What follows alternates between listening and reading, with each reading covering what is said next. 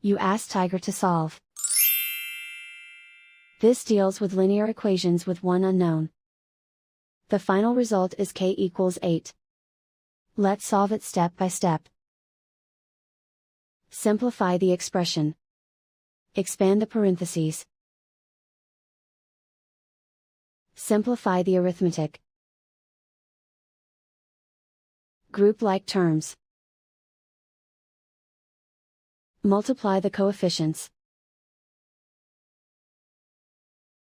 Group all k terms on the left side of the equation. Subtract 2k from both sides. Group like terms.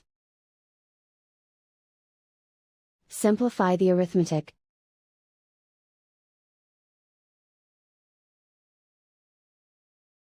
Group all constants on the right side of the equation. Subtract 80 from both sides. Simplify the arithmetic.